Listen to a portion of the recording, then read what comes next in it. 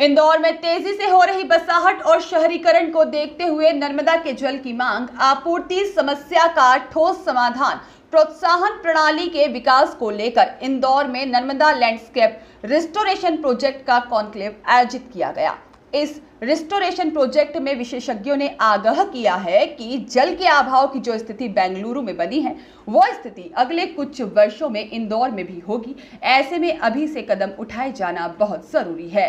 National Thermal Power Plant Limited और the United State Agency for International Development के सहयोग से नर्मदा लैंडस्केप रिस्टोरेशन प्रोजेक्ट शुरू किया गया है। इसके अलावा इसमें भारतीय वन प्रबंधन संस्थान और अंतर्राष्ट्रीय संगठन ग्लोबल ग्रीन ग्रोथ इंस्टीट्यूट भी सहभागी है।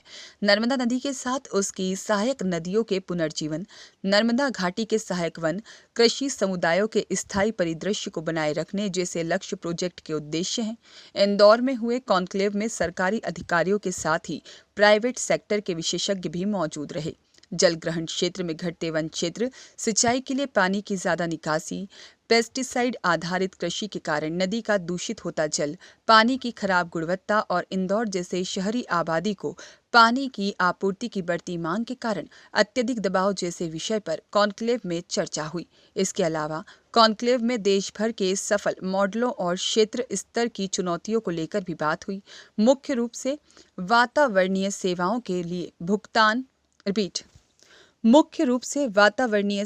लिए भुगतान PES के विभिन्न पहलुओं पर भी विचार किया गया। बहरहाल इंदौर के लिहाज से नर्मदा लैंडस्केप रिस्टोरेशन प्रोजेक्ट बहुत ही महत्वपूर्ण है। विशेषज्ञ मानते हैं कि अगले 10 सालों में इंदौर में भी पानी की मांग 2 से 3 गुना बढ़ेगी और ऐसे में यदि अभी से प्रयास नहीं किए गए तो इंदौर में भी बेंगलुरु जैसे जल अभाव वाले हालात बन सकते हैं। ये एक प्रोजेक्ट है जिसका नाम है नर्मदा लैंडस्केप रेस्टोरेशन प्रोजेक्ट। ये हम लोग 2020 से इम्प्लीमेंट कर रहे हैं।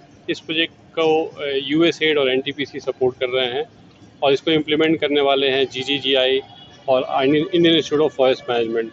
समाज प्रगति सहयोग इसका फील्ड में एग्जीक्यूशन कर रहा है। इस प्रोजेक्ट में हम क्या कोशिश कर रहे हैं कि लोगों को दिखाएं, लोगों को ये बताएं कि जो पानी की गुणवत्ता और मात्रा है उसको लैंडस्केप मेजर्स, जो लैंडस्केप एक्टिविटीज़ है उससे कैसे बेहतर किया जा सकता है। फॉरेस्ट एरिया में अगर ग्रेजिंग को मैनेज किया जाए, फॉरेस्ट में फॉरेस्ट फायर को प्रोटेक्ट किया जाए और जो रेस्टोरेशन किया जाए, पेड़ पौधे लगाए जाएँ और अगर एग्रीकल्चर एरिया में जो लोग खेती करते हैं वो ऑर्गेनिक एग्रीकल्चर अडॉप्ट करें तो इन सब से पानी की मात्रा और गुणवत्ता कैसे बेहतर हो सकती है। लेकिन ये सारे कम्युनिटी ये काम क्यों करेंगे? सबसे महत्वपूर्ण बात है, तो कम्युनिटी ये काम इसलिए करेंगे क्योंकि उनको इसका बेनिफिट मिलेगा। बेनिफिट कौन देगा? जो लोग पानी को यूज़ कर रहे हैं। अगर इंदौर के लिए पानी सिक्योर हो सकता है, फ्यूचर में इंदौर का जो पानी का रिक्वायरमेंट है अगर आप देखेंगे तो वो बढ़ते जा रहा है। 2050 में आप बोल रहे हो कि आपका पॉपुलेशन जो है वो करीबन 58.7 लाख हो जाएगा। उसके लिए जो पानी का रिक्वायरमेंट होगा वो आज के करीबन 4 गुना ज़्यादा होगा। तो कहाँ से वो पानी आएगा? तो पानी को सिक्योर करने के लिए आज आपको कदम उठाने पड़ेंगे। आज के दिन में हो सकता है इंदौर के पास वो प्रॉब्लम नहीं हो, लेकिन जैसे जैसे ट्रेंड बढ़ते जा रहा है, अर्बनाइजेशन बढ़ते जा रहा है, इंडिया में 60% जनता 2050 तक शहरों में रहेगी। इंदौर भी एक ऐसा शहर है जिसको नीति आयोग ने बोला है कि 2030 तक ये वाटर स्ट्रेस में आ जाएगा। जितनी पानी की रिक्वायरमेंट है और जितना पानी अवेलेबल है उसमें कमी आ जाएगी। तो उसको मीट करने के लिए, उस चैलेंज को एड्रेस करने के लिए इट इज़ वेरी इंपॉर्टेंट। अभी बहुत सही समय है और इंदौर तो एक अपने आप में एग्जाम्पल है। इतना बढ़िया शहर, इतनी बार अवार्ड लिया है। इंदौर ही ऐसा शहर है जो दूसरे शहरों को एग्जाम्पल दे सकता है कि कैसे एक मॉडल को अडॉप्ट किया जाए जिसमें जो एंड यूजर्स है पानी के और जो कैचमेंट कम्युनिटी है उनके बीच में कैसा सामंजस्य बने कि सब लोगों को फ़ायदा हो इसका।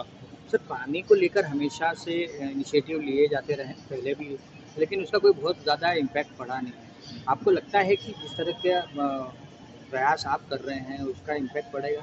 इसके पहले आप बेंगलोर और दिल्ली में भी आप इस तरह का प्रोजेक्ट लॉन्च कर चुके हैं, उसका एडवांटेज मिला है? देखिए, पानी जो है ना एक बड़ा एक पॉलिटिकल इशू भी है। पानी को आज के दिन में इंदौर जितना पैसा खर्च करता है पानी को जालूद से लेके लाने में और घर घर सप्लाई करने में, वो भी पैसा वो रिकवर नहीं कर पा रहा है। तो अगर वो पैसा रिकवर नहीं कर पा रहा है तो कैसे हम उम्मीद करेंगे कि इंदौर म्युनिसिपल कॉर्पोरेशन उन कम्युनिटी को भी पैसा देगा ताकि वो लैंडस्केप मेजर्स अडॉप्ट करें। तो इसीलिए ये सेंसिटिव टॉपिक है ये उसके लिए पॉलिटिकल विल चाहिए। लेकिन अगर आप देखेंगे कि कैसे धीरे धीरे स्थिति बदलते जा रही है, जो पानी का जो स्कैर्सिटी बढ़ते जा रहा है, बेंगलोर का आपने हालत देखा होगा, थोड़े कुछ महीनों पहले की बात है। तो अगर हमको उससे बचना है तो हमको सतर्क होना पड़ेगा। हमको कोशिश करना पड़ेगा कि लोगों को समझाया जाए, लोगों को जानकारी दिया जाए। जैसे आप अपना बिजली का इस्तेमाल करते हैं, बिजली के इस्तेमाल में कितना सेंसिटिव है आप अपना लाइट ऑफ कर देते हैं, और आपको क्योंकि उसका बिल देना पड़ता है, पानी के लिए भी बिल देना चाहिए, पानी का बिल होना चाहिए, और लोगों को भी सेंसिटिव होना पड़ेगा कि पानी को कैसे यूज किया जाए, उसको बेकार नहीं किया जाए, और तब जाके ये पूरा बदलेगा। इसमें बिहेवियरल चेंज की बात है। सब भारत सरकार की जो मिशन लाइफ जो प्रोग्राम है, उसमें बहुत सारा बिहेवियरल चेंज की बात की जा रही है, बहुत सारा प्रमोट किया जा रहा है। तो ऐसा नहीं है कि हमारे पास एक ऐसा सॉल्यूशन है जो इमीडिएटली सब कुछ सॉल्व कर देगा। हम एक कदम बढ़ा रहे हैं, हम एक स्टेप, एक नया तरीका दिखा रहे हैं जिससे कि पानी को सिक्योर किया जा सकता है अर्बन एरियाज के लिए। सर, आपके साथ में पूरे गवर्नमेंट के एम्प्लॉइज भी साथ में, अलग अलग डिपार्टमेंट्स भी हैं, जो रिकमेंडेशन, जो सजेशंस आपके द्वारा किए जाते हैं, उसको कितना इम्प्लीमेंट कर पाती है गवर्नमेंट? देखिए, मैं ऐसे नहीं बोल सकता कि गवर्नमेंट को, अभी तक हम पायलट ही कर रहे हैं। हमारा जो प्रोजेक्ट था, इसमें हम 4 साल के दौरान हम पायलट करना चाहते थे, पायलट करके प्रूव करना चाहते थे कि देखिए, अगर आप सस्टेनेबल लैंडस्केप मेजर्स अडॉप्ट करते हैं तो उससे पानी का गुणवत्ता और मात्रा बढ़ता है। अब हमने जब ये प्रूव कर दिया कि हमारे जो काम है, हमारे जो प्रोजेक्ट में जो भी हमने एक्टिविटीज़ लिया हुआ है, उससे पानी का जो क्वालिटी है वो इम्प्रूव हुआ है, पानी में जो सिल्ट लोड है वो कम हुआ है, और पानी का जो लेवल है, ग्राउंड वाटर टेबल है, वो बढ़ गया है। 18% का चेंजेज आया है पानी की क्वांटिटी में। तो जो हमारी जो स्ट्रीम्स थे, जो कल को नवंबर के महीने में सूख जाते थे, आज उनको फरवरी तक पानी है उसमें। तो वो इसलिए हुआ क्योंकि गांव वालों के साथ मिल के हमने ऐसे बड़ा साइंटिफिकली असेसमेंट किया कि पानी को कैसे कैसे रिचार्ज होता है, कुफर में कैसे जाता है, उसमें कम्युनिटी कैसे इन्वॉल्व कर सकता है, कम्युनिटी का जो प्रैक्टिस है उसको कैसे मॉडिफाई किया जा सकता है, जिससे कि पानी पर्कुलेट हो और पानी रिटेन रहे, ताकि वो बाद में जब बारिश का टाइम खत्म हो जाए तो वो पानी सप्लाई करे। नर्मदा जी तो पूरा का पूरा रेनफेड रिवर है ना, ऐसा तो नहीं कि ग्लेशियर मेल्ट कर रहा है उससे पानी आ रहा है नर्मदा जी में।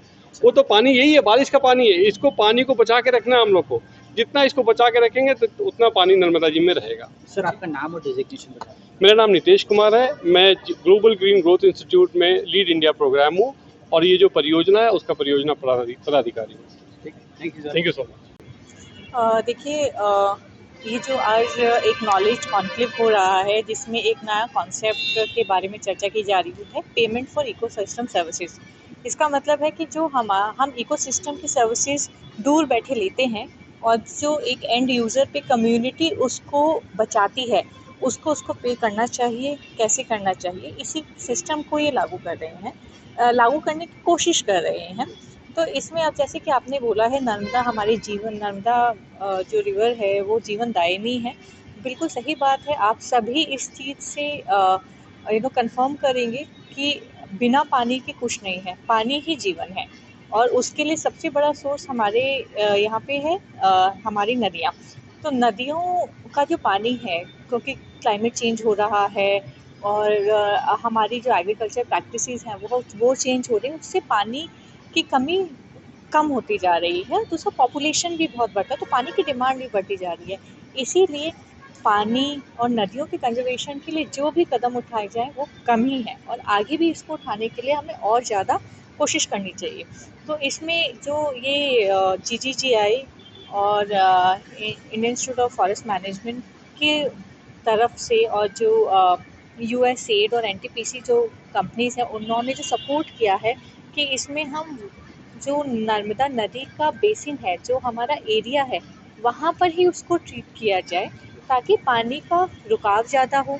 दूसरा, वहाँ के जो लोग हैं उनको भी समझाया जाए कि आप कैसे अपने लाइफस्टाइल में चेंज करके हमारी नदी, जिनको हम नदियों को सिर्फ सिंपल नदी नहीं मानते, वो हमारे लिए माता है, नर्मदा हमारी मैया है, तो उनकी कैसे सेवा की जा सके, ताकि वो, जिनका जो पानी को पीकर हम लोग पले पड़े हैं, वैसे ही आने वाली जनरेशन भी उस पानी और उस मैया को देख पाएँ। तो इसकी बिल्कुल 100% इसकी ज़रूरत है। दूसरा, अब ये जो नया एक तरीका आया है, जैसे हम सड़क यूज़ करते हैं तो हम टोल टैक्स देते हैं, पर अब फ्यूचर में अगर कोई शहर का आदमी गाँव का पानी पी रहा है, और उस गाँव का जो इंसान है उस पानी को बचाने के लिए बहुत सारी कोशिशें कर रहा है, तो क्या उसको पेमेंट मिलना चाहिए या उसकी हेल्प कैसे की जा सकती है, उसको अवेयरनेस कैसे की जा सकती है, उसके बारे में एक चर्चा का कॉन्क्लेव है, जो मुझे लगता है कि बहुत ही अच्छी दिशा में एक पहल है और वो होनी चाहिए, ताकि आने वाली जनरेशन्स में पानी की बचाव को लेके,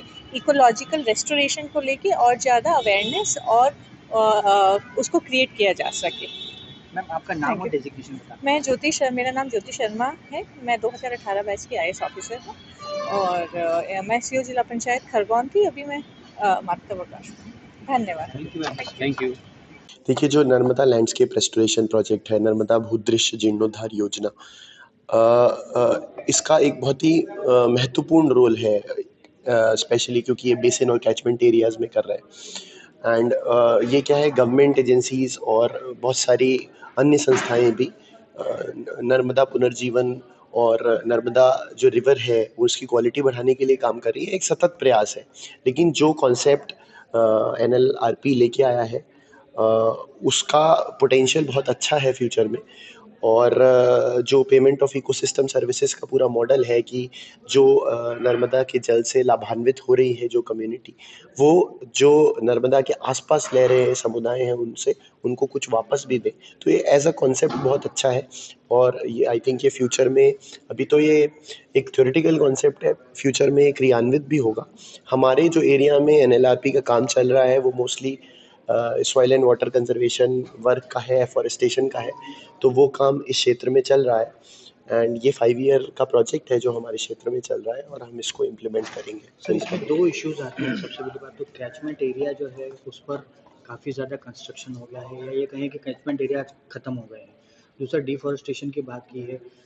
जो विकास कार्य हैं उन्हीं के लिए ही जंगलों को भेंट चढ़ाया जाता है। तो इसको लेकर आपकी तरफ से कोई, या ये कहें इसमें तो क्या है, देखिए, जो विकास कार्य हैं और पर्यावरण, इन दोनों को साथ में लेकर चलना है। सबसे जो प्रोग्रेसिव अप्रोच है वो यही है कि विकास भी हो और साथ के साथ पर्यावरण भी जो है बचे। हाँ, कुछ विकास कार्यों में जंगल जो है जाता है, लेकिन उसके एवज में हम जो है बिगड़े वनों में या फिर नए क्षेत्रों में जंगल को विकसित भी करते हैं।